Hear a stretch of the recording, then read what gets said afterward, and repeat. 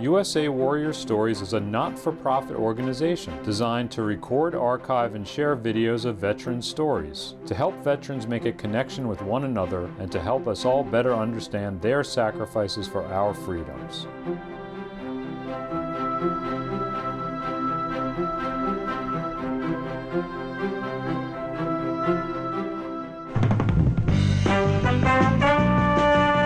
Be someone special in the Navy. I joined in '89, graduated high school in '88. So there was just about a year. I waited a year because I had no intentions of joining. That was not the plan. So something weird happened. And what that was, I can't tell you the name of the guy. I can't even tell you what he looked like. All I know is that I was approached by a guy who was in pretty much a white suit. It wasn't a uniform, white suit. And he just didn't know me. But he says, hey, you need to think about joining the Navy. And I actually thought he was crazy. So, but he told me, hey, you're in a dead-end job. I don't know how he knew that. But he went away. I looked back to thank him, and he was gone. So weirdest thing in my life. But it led me to the mall, local mall there in the inner city. First up the bat was the Army. And I waited around for a few minutes. The guy was out to lunch. So I said, okay, I guess I won't be joining the Army today. And I moved to the Marine Corps, and they did a great job talking about the uniform and whatnot. But they did not really hit the bell concerning academics, education, and all of that. So I kind of left them, went to the Navy, and they knocked the ball out the park, told me, hey, you can do this, trade school, this, that, and the other. Went to boot camp at Great Lakes, the Naval Training Command. As you climb the tower, you feel the rails.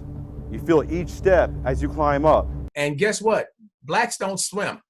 Okay, so not a lot of black folks swim. I'll tell you that right now. You know that.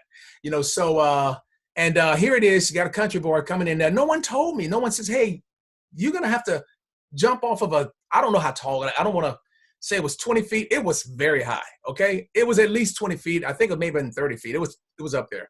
So, and no one prepped me for it. And step one was to take the shots, get your head shaved, and then jump off of this 30-foot platform into a body of water and tread water for 5 minutes. Now, for people that can swim, that's nothing, right?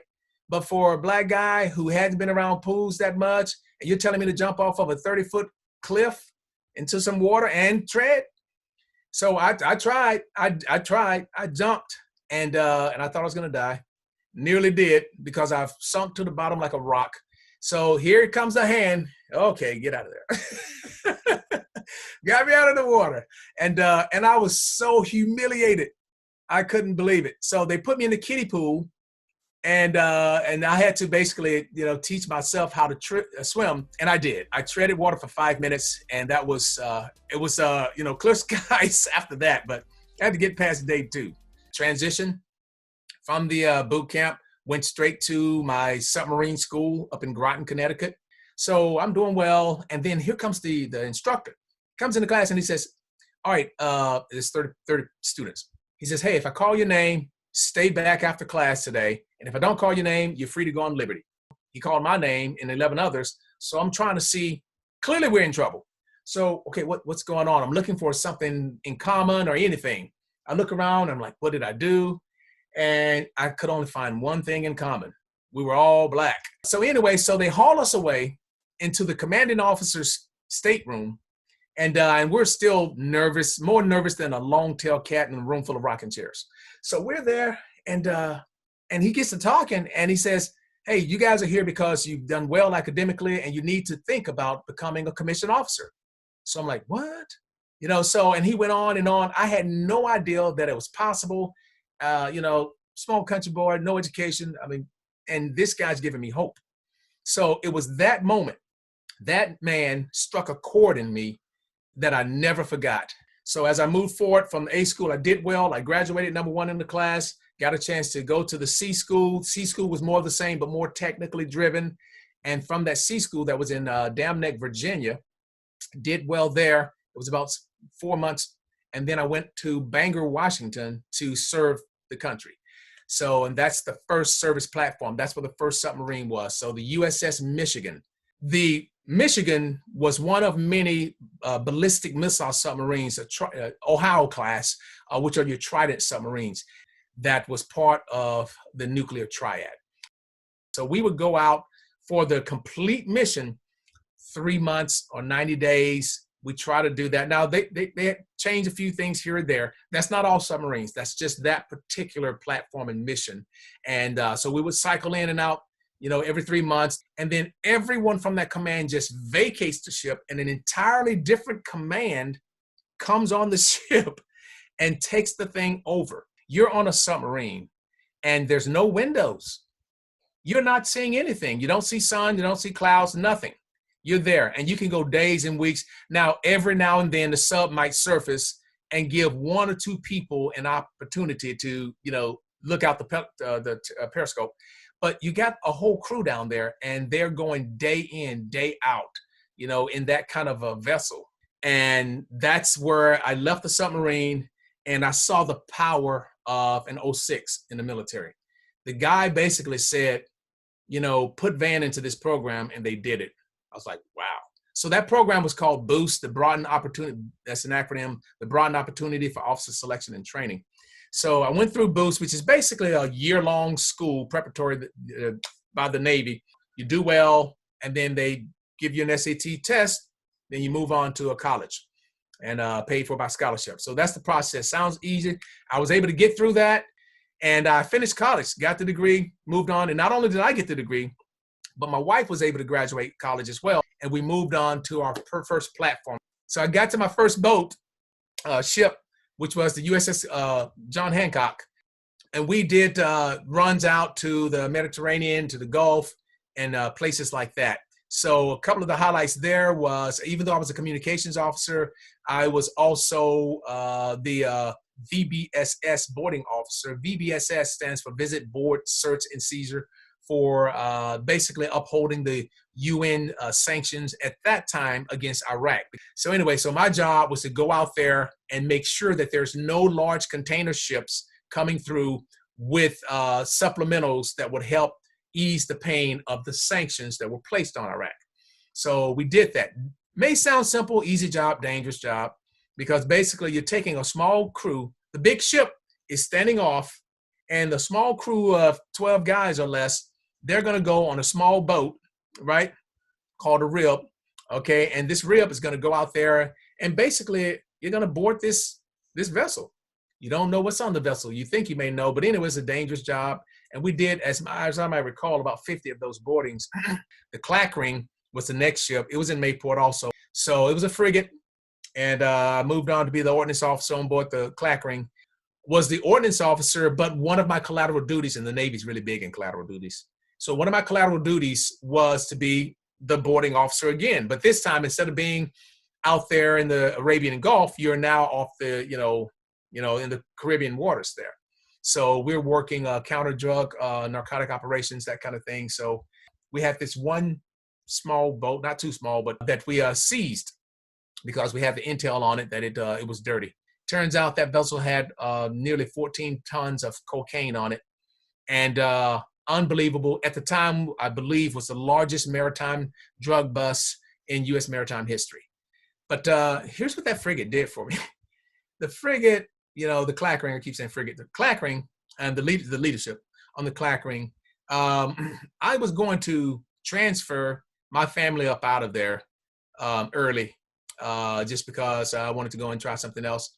They basically, I don't even think they were authorized to do this. They basically put me in a position, and instead of giving me the option of deciding where I went next. And then they put me into a master's degree program that the particular one they put me in, I was upset about it because I'm like, I didn't want that, but they did it. And I look back, I'm like, oh my God, I'm so glad they did that. It's that frigate was the critical point to where I go from a bachelor's degree to a master's program and really expand the educational opportunity, broaden my mind in ways I didn't even think was possible. And oh, by the way, I'm still in the military.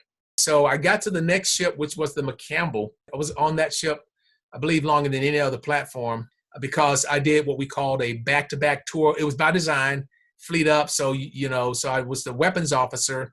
And then I fleeted up to the combat systems officer. So I joined up with the McCampbell when it was based out of San Diego, but I was hearing word that the ship was going to do a home port shift, not immediately, but some point soon out to Yokosuka, Japan, in which it did. So the McCampbell did exactly what the hearsay was. Did some collateral duties there. Notably was the force protection officer and the anti-terrorism officer.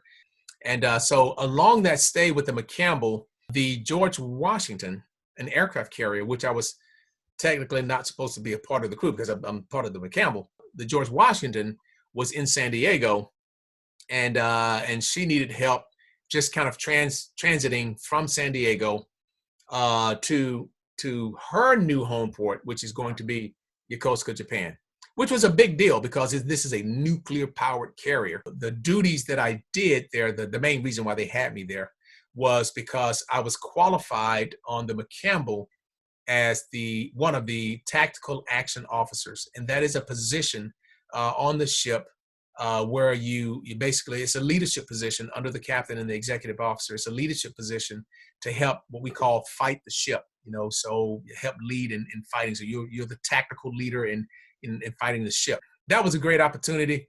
Got there, and once I got back to Japan on the aircraft carrier, that is when my 3-year tour was pretty much wrapping up. So I went on there with the blessings of my command to get out to the Pentagon. I wanted to go to the Pentagon. I know a lot of people don't want to do that, but I wanted it. So I got there and I worked with the Navy in the N3, N5, which is operations and plans. So I did that in the Crisis Action Team Center. So I was basically part of the Crisis Action Team.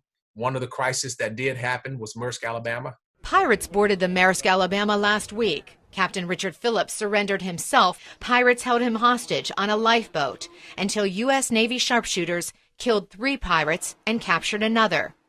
So I saw the president when the word came across, deadly force authorized. So I thought that was like, oh my God, I can't believe I saw that message. Just being in the Crisis Action Center, you have access to information. You have access to some information. One of the pieces of information that I had access to was really, military service member operational fatalities.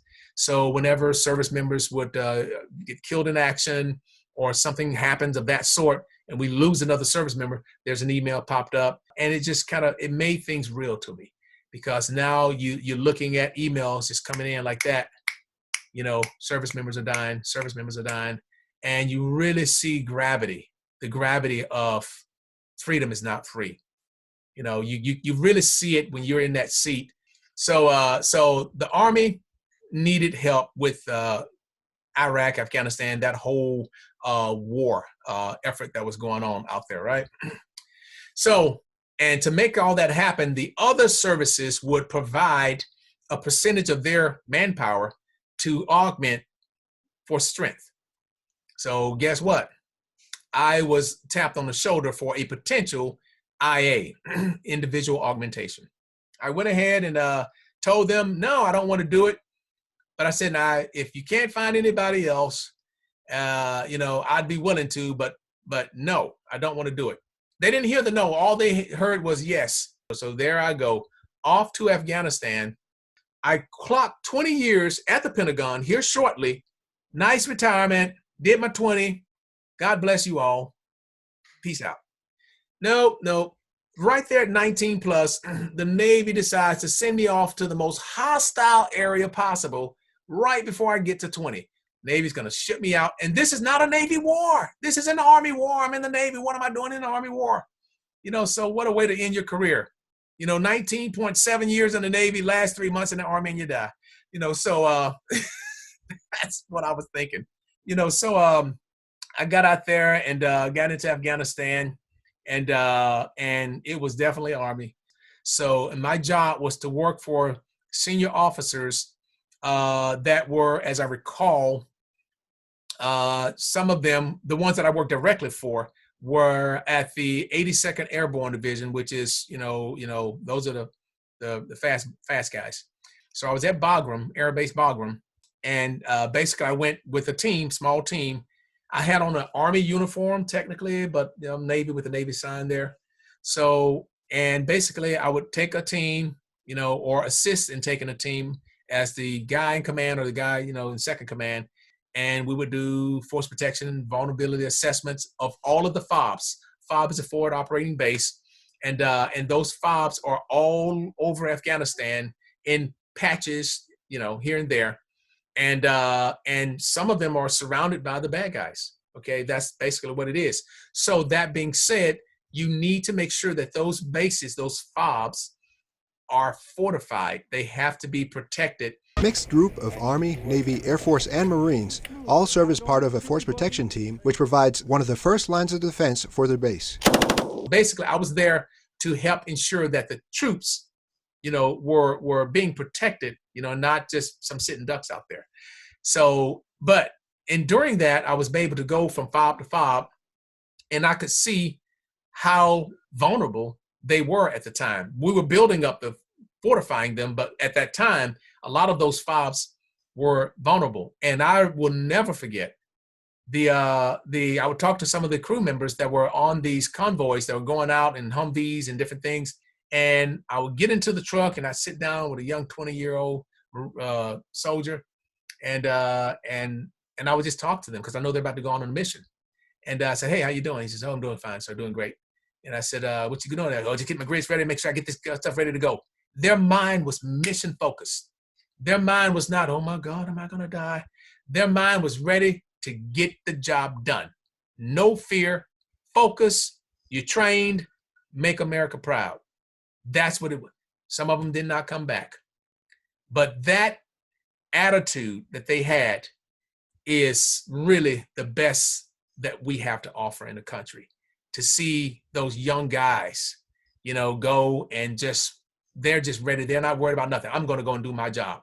And then at 12:30 in the morning, 1 o'clock in the morning, you'd see the flatbed 18-wheelers. They would be coming through the fog quietly with the mangled military vehicles that's been destroyed by ordnance. And you can look at that vehicle and say, there's nobody that survived that. And then periodically we would have the services for service members, a morning or two after that, before we ship them back home stateside. And the hostiles sometimes will not even have the decency to let us mourn in a ceremony. They'd be shooting rockets in on you while you're trying to, give honor to the fallen. That tour in Afghanistan, that has to be one of my top tours, if not the top. I mean, that was a year. It was supposed to be 6 months. I did a year. I'm so glad I would not take that back. I understand I could have died out there, and I had some close calls. I had some very close calls out there in Afghanistan, but I wouldn't take that duty back, and it's because of the incredible love for country that I saw with the service members. So basically, I left Afghanistan after that 1 year's time, and I went back to the U.S., that in 2010, kind of like early 2010. So they gave me Tampa, which specifically, I was able to get Special Operations Command into a Navy SEAL billet. Even though I was not a Navy SEAL, I was able to get into a Navy SEAL billet. And all I had to do was function and do well, and I did. And so I did that for 3 years as a twilight tour. So I retired in 2014. I was happy enough. I had 25 years, about 25 and a half, and I just wanted to have enough seniority to be able to retire comfortably, and move on with my life. My childhood brought me a lot of morals and values, but there were gaps and friction points, and that's what the military satisfied, the gaps and the friction points. Gaps being understanding about patriotism, loyalty to country, and then the friction points is understanding and appreciating and respecting other people. So that's what the military did for me. It really transformed me from being just an American to really being a patriot, one that is not just willing to die for my country, but really die because of my country. So, and I think that's a difference, to die for your country and then die because of your country, so, and live for the country. So, and I got to kind of add those tags in there, not just die for the country. So right now, because of the military, military proof is proof. I got 25 years proving that I was willing to die for the country, but now I'm willing to live for the country. So I'm championing the message of what this country is all about. So I am living for the country. That's what I'm doing. My name is Old Glory. Long may I wave, dear God. Long may I wave.